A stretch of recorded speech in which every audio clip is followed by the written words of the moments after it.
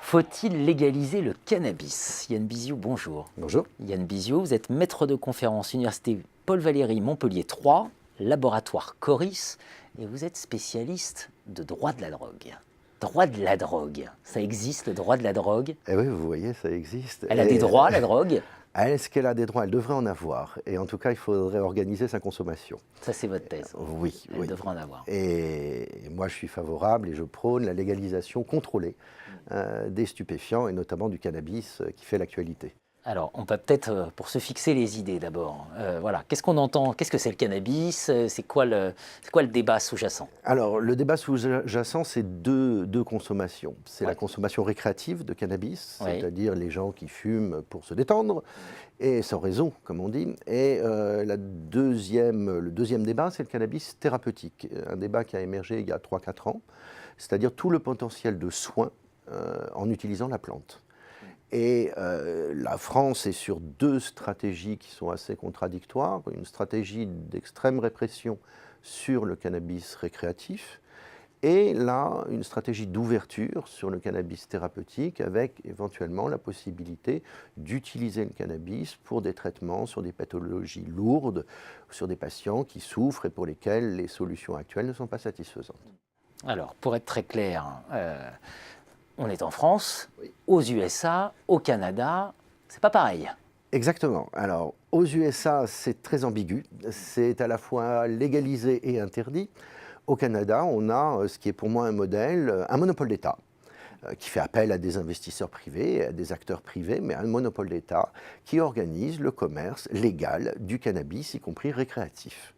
L'Ontario, les différents États canadiens ont commencé à vendre du cannabis et les gens l'achètent et le consomment avec toute une réglementation sur la conduite automobile, sur l'activité professionnelle, etc. etc.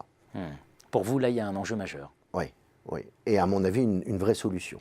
La France a à la fois un système qui est très répressif pour les usagers, encore plus depuis la création de l'amende forfaitaire délictuelle, et en même temps le plus fort taux de consommateurs de l'Union européenne. 22% des 15-64 ans ont consommé au moins une fois du cannabis. Donc on a un problème de santé publique qui est majeur en France sur le cannabis, et pas de solution, pas de réponse. En fait, on ajoute au problème de santé publique un problème social, un problème de discrimination, un problème d'exclusion pour les consommateurs. Et on n'a absolument pas dissuadé les gens de fumer.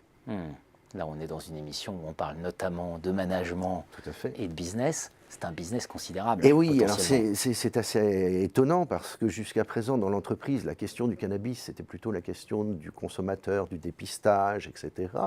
Et aujourd'hui, moi, ce que je vois, sont des start-upers, des fonds d'investissement, des acteurs économiques qui essayent de se positionner pour savoir quel sera l'avenir de ce marché et comment il va évoluer. Et qui ont très peur de rater le moment de la légalisation et de rater les opportunités économiques. La Chine vient, il y a quelques mois, de se lancer sur le cannabis thérapeutique. L'entreprise chinoise qui a obtenu le monopole, la valeur de l'action est passée de 6 yuan à 12 yuan en l'espace de 3 semaines. Elle a doublé de valeur. Donc oui, il y a un enjeu économique majeur autour du cannabis.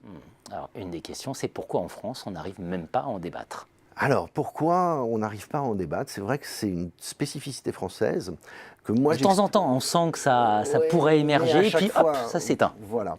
Alors, j'explique ça, moi, par une théorie qui est la théorie de l'autopoïèse. Le terme est un peu compliqué, mais c'est très simple. La loi est sa propre justification. En d'autres termes, si la loi ne fonctionne pas, c'est qu'il n'y a pas assez de loi. Donc, il faut rajouter de la loi.